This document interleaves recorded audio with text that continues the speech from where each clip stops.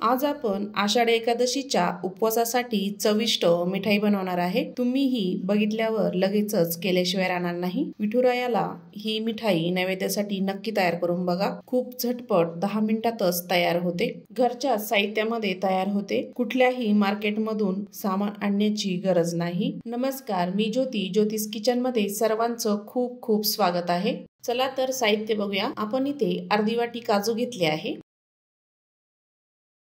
अर्धी वाटी साबुदाणा घेतला, 1 वाटी शेंगदाणे घेतले।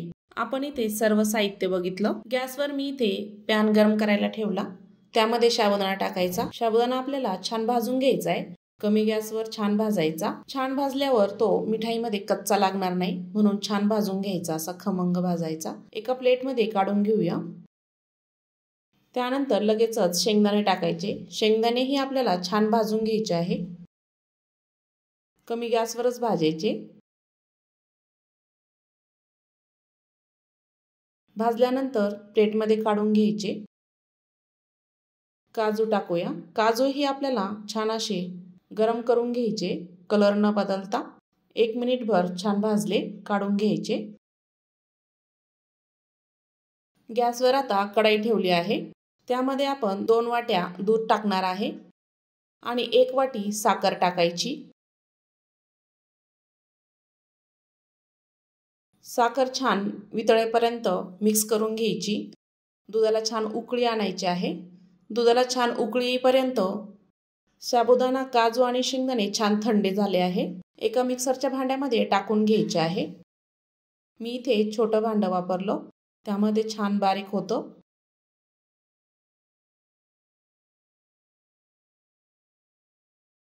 झाकण लावून मिक्सरला छान फिरवून घ्यायचंय।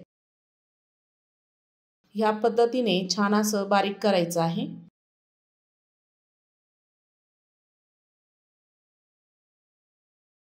इकडे दुधालाही छान उकळी आली आहे।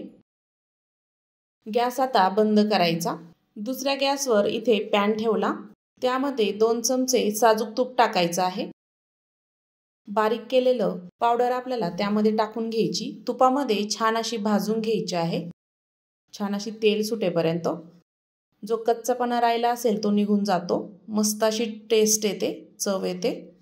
छान कमी गॅसवर भाजून घ्यायची आहे 5 ते 6 मिनिट।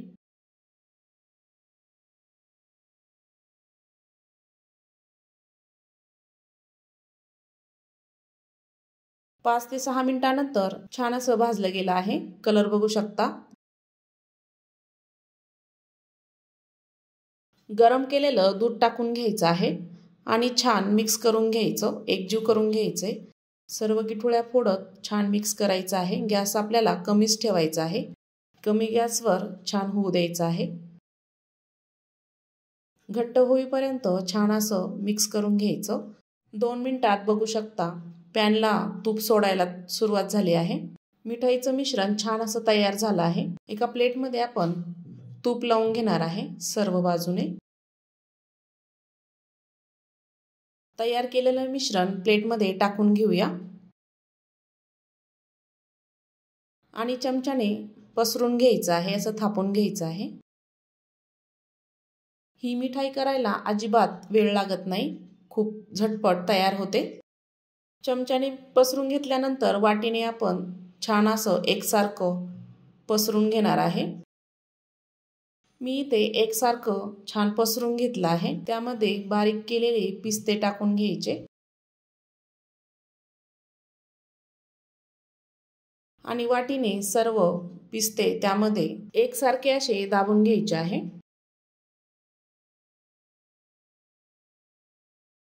मिठाई कापण्यासाठी आपल्याला थंड होऊ द्यायचं आहे। एक अर्धा तास वाट बघूया। अर्धा तासानंतर बघू शकता मिठाई छान थंड झाली आहे। चाकूने आपण याची छान मिठाई कापून घेणार आहे। तुमच्या आवडीनुसार छोटी किंवा मोठी मिठाई कापू शकता। मी इथे त्रिकोणी आकारामध्ये मिठाई कापून घेणार आहे। कापतानीच बघू शकता किती सुंदर दिसत आहे। अजिबात चाकूला चिटकले नाहीये। मस्त मिठाई तयार झाली आहे। चमच्याने मी तुम्हाला एक काढून दाखवते। अलगद अशी मिठाई निघून आली आहे। बघू शकता किती सुंदर तयार झाली। कोणीही होटाना चावेल अशी मिठाई छान तयार झाली। ही मिठाई नैवेद्यासाठी नक्की तयार करून बघा। खूप सुंदर होते, खूप झटपट होते आणि जास्त वेळही लागत नाही। तुम्हा सर्वांना आषाढी एकादशीच्या खूप खूप शुभेच्छा। तर आजची रेसिपी कशी वाटली, आवडली असेल तर ज्योतिष किचनला नक्की सबस्क्राईब करा, बेल आयकॉनला क्लिक करा, म्हणजे नवीन रेसिपीचे नोटिफिकेशन सर्वात आधी तुम्हाला मिळेल। पुन्हा भेटूया अशाच छानशा रेसिपी सोबत।